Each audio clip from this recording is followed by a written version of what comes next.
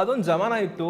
ಆ ಟೈಮಲ್ಲಿ ಜನ ಸ್ಟಾಕ್ ಮಾರ್ಕೆಟ್ ಬಗ್ಗೆ ಅಪ್ಡೇಟ್ ಇಟ್ಕೋಬೇಕು ಅಂತಿದ್ರೆ ಅವರು ಡೈರೆಕ್ಟ್ ಆಗಿ ಸ್ಟಾಕ್ ಎಕ್ಸ್ಚೇಂಜ್ ಆಫೀಸಸ್ ಹೋಗಬೇಕಾಗಿತ್ತು, ಅಥವಾ ಯಾವ್ದಾದ್ರು ಒಂದು ಕಂಪ್ನಿಯ ಇನ್ಫಾರ್ಮೇಶನ್ ತಿಳ್ಕೋಬೇಕು ಅಂತಿದ್ರೆ ಆ ಕಂಪ್ನಿಯ ಲೆಡ್ಜರ್ ನ ಓಪನ್ ಮಾಡಿ ಆ ಕಂಪ್ನಿ ಹೇಗೆ ಪರ್ಫಾರ್ಮ್ ಮಾಡಿದೆ ಅಂತ ನೋಡ್ಬೇಕಾಗಿತ್ತು. ಬಟ್ ಇವತ್ತಿನ ಜಮಾನ ಹಾಗಿಲ್ಲ.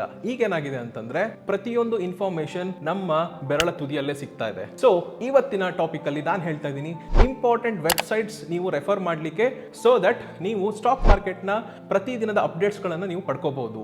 ಸೊ ಈ 4 ವೆಬ್ಸೈಟ್ ಗಳನ್ನ ನೆನಪಲ್ಲಿ ಇಟ್ಕೊಳ್ಳಿ ಅಥವಾ ನೋಟ್ ಮಾಡ್ಕೊಳ್ಳಿ. ನಿಮಗೆ ಪ್ರತಿದಿನ ಸ್ಟಾಕ್ ಮಾರ್ಕೆಟ್ ಅಲ್ಲಿ ಏನಾಗ್ತಿದೆ ಅಂತ ತಿಳ್ಕೊಳ್ಳೋಕೆ ಹೆಲ್ಪ್ ಆಗುತ್ತೆ. ಸೊ ಮೊದಲನೆಯ website NSE India. So www.nseindia.com ಈ ವೆಬ್ಸೈಟ್ ಹೋದ್ರೆ ಯಾವುದೇ ಕಂಪನಿಯ ಸ್ಟಾಕ್ ಆ ಕಂಪನಿ ಸ್ಟಾಕ್ ಮಾರ್ಕೆಟ್ ರಿಜಿಸ್ಟರ್ ಆಗಿದ್ರೆ ಅದರ ಪೂರ್ತಿಯಾದಂತಹ ಒಂದು ಇನ್ಫಾರ್ಮೇಶನ್ ನಿಮಗೆ ಸಿಗುತ್ತೆ.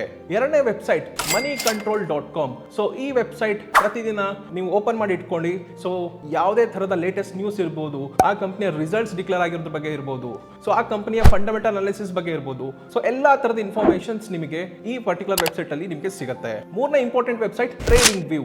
www.tradingview.com. ಸೊ ಯಾರ್ಯಾರು ಇಂಟ್ರಾಡೇ ಟ್ರೇಡ್ ಮಾಡ್ತಾ ಇದ್ದೀರಾ, ಸೊ ನಿಮಗೆ tradingview.com ಒಂದು ಅತ್ಯಂತ ಉಪಕಾರಿ ವೆಬ್ಸೈಟ್ ಆಗಿದೆ. ಸೊ tradingview.com ಅಲ್ಲಿ ನೀವು ಎಲ್ಲಾ ತರದ ಇಂಡಿಕೇಟರ್ಸ್ ಯೂಸ್ ಮಾಡಬಹುದು, ಇನ್ ಡೆಪ್ತ್ ಅನಾಲಿಸಿಸ್ ಅನ್ನು ಮಾಡಬಹುದು. ನಾಲ್ಕನೇ ವೆಬ್ಸೈಟ್ ಹಾಗೂ ಕೊನೆಯ website www.screener.in. So fundamental analysis ಮಾಡಲಿಕ್ಕೆ, ಯಾವುದಾದ್ರೂ ಕಂಪನಿಯ ಬುಕ್ ವ್ಯಾಲ್ಯೂ ತಿಳ್ಕೊಳ್ಳಿಕ್ಕೆ, ROCE ತಿಳ್ಕೊಳ್ಳಿಕ್ಕೆ, ಯಾವ ಕಂಪನಿ ಎಷ್ಟು ಸಾಲ ಮಾಡಿದೆ, ಯಾವ ಕಂಪನಿ ಎಷ್ಟು ಪ್ರಾಫಿಟ್ ಅಲ್ಲಿ ಇದೆ ಅಂತ ತಿಳ್ಕೊಳ್ಳೋಕೆ, ಅಥವಾ ROE ಅನ್ನ ತಿಳ್ಕೊಳ್ಳಿಕ್ಕೆ, ಅಥವಾ ಫಾರಿನ್ ಇನ್ವೆಸ್ಟರ್ಸ್ ಎಷ್ಟು ಜನ ಇದ್ದಾರೆ, ಡೊಮೆಸ್ಟಿಕ್ ಇನ್ಸ್ಟಿಟ್ಯೂಟ್ ಇನ್ವೆಸ್ಟರ್ಸ್ ಎಷ್ಟು ಜನ ಇದ್ದಾರೆ, ಈ ತರ ಕಂಪ್ಲೀಟ್ ಇನ್ಫಾರ್ಮೇಶನ್ ತಿಳ್ಕೊಳ್ಳಿಕ್ಕೆ screener.in ಅನ್ನೋ ವೆಬ್ಸೈಟ್ ನಿಮಗೆ ತುಂಬಾ ಹೆಲ್ಪ್ ಆಗುತ್ತೆ. ಸೊ ಈಗ ಹೇಳಿದಂತಹ ವೆಬ್ಸೈಟ್ ಗಳನ್ನ ರೆಫರ್ ಮಾಡಿ ಹಾಗೂ ಪ್ರತಿದಿನ ಸ್ಟಾಕ್ ಮಾರ್ಕೆಟ್ ಮೇಲೆ ನೀವು ಅಪ್ಡೇಟೆಡ್ ಆಗಿರಿ.